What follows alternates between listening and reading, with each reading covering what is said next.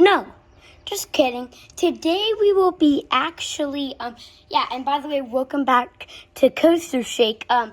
Today we will be, talking about and telling you how I will fix my coasters in my park. And by the way, let me explain it for a minute. So basically, easy, it means like would take no time, would be so easy. Medium means wouldn't take too much effort, but would still be hard. And hard would be would take some effort and time, but worth it. And fantasy, things that just wouldn't happen. So not further ado, let's get in it. So once upon a time, there was a amusement park with nothing, but then they started actually putting time into it. The first ride they got was a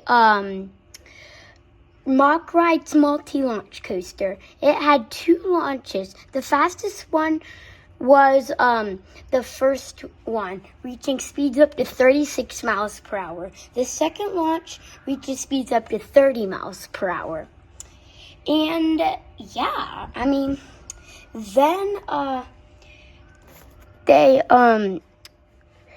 they started whatever.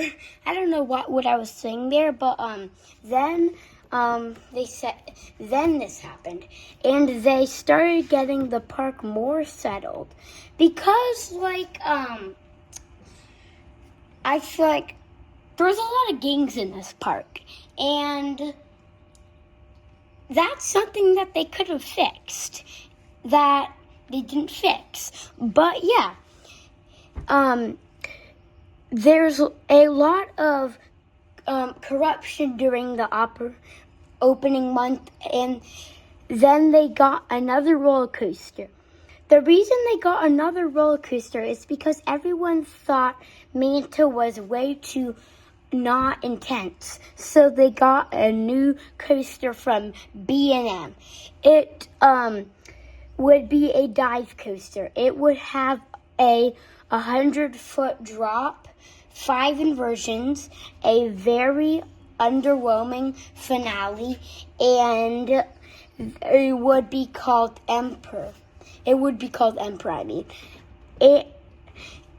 at this point, this is just to be a SeaWorld Park, but that's what I'm intending for. But it's not owned by SeaWorld Entertainment for some reason. But it had 7 lateral Gs, which was a kind of a problem. And let's talk about it more. But that made the park more unsettled. Eventually, a month later, in the park was pretty settled in the middle of September year 1. At that point, the park was almost 1 year old, and 2 rides. They were all coasters. They wanted another ride, so they did. It was by SNS Worldwide. It was a log flume. This time, but due to low money, they were never able to open it. So just sat there for 8 months.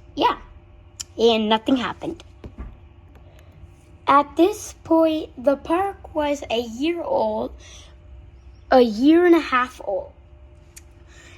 And at this point, Manta was a maintenance nightmare. So they shut it down.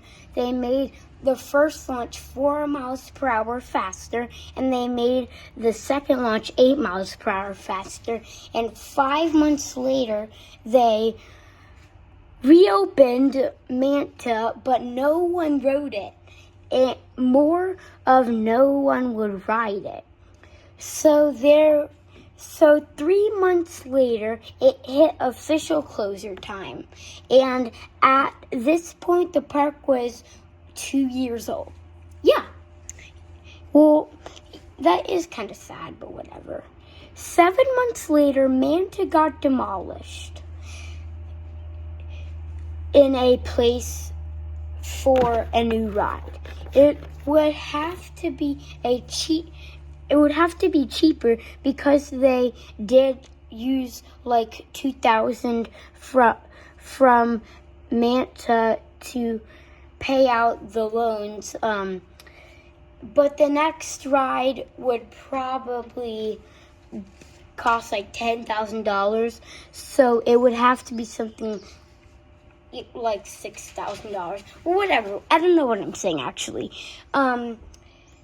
Yeah, until it said they could get a chairlift, and I was like, no, like why would I get that over a nice coaster? It said that SNS Worldwide started making chairlifts, but it was like I want a coaster instead.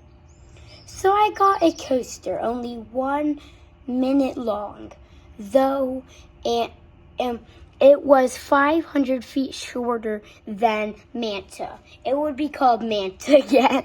I don't know why, but it would be a stand-up coaster, and it was thinking about buying it until they said, I'm buying it.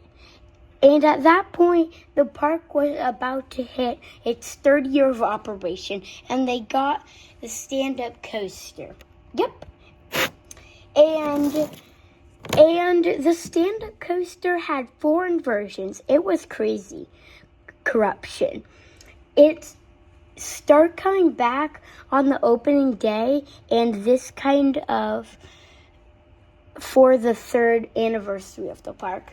When the park was about 3.5 years old, the corporation started slowing down.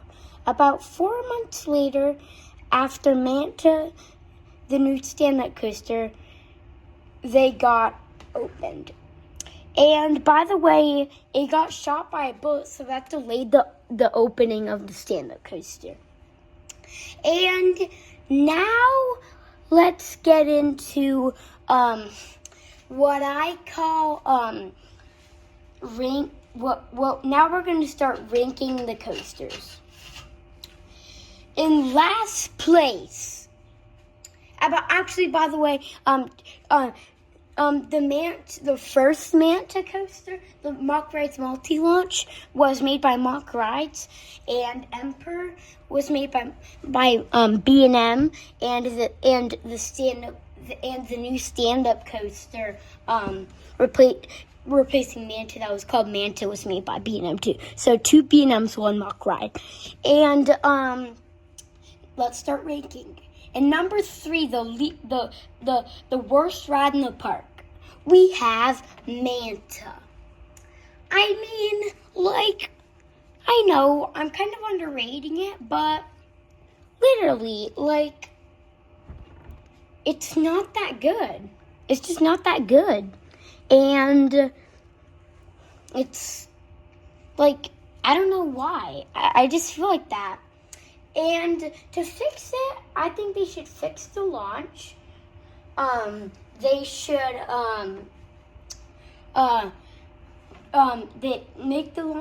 they did make the launch a little faster like I wanted to, but they should fix the launch, make it not so shaky at the end of the launch, and yeah, I would give that a medium change. And next up, we have the B&M stand-up coaster replacement of Manta. It's a stand-up coaster. All I think they could do to fix it was, instead of a lift hill, I think they should have had a launch, and then like up there, make a turn, make a drop, and then do the course. I mean, do you know what? That's fantasy. Yeah. And last but not least, we have Emperor, the B&M dive coaster. It is the best ride in the park, in my opinion. What I think they could have done to fix it was actually have a good ending, not make the ending so underwhelming, and yeah. Sorry about the interruptions for the first time in this video. I don't know why I said that. But yeah, and don't forget to like and subscribe to Coaster Shake, and bye!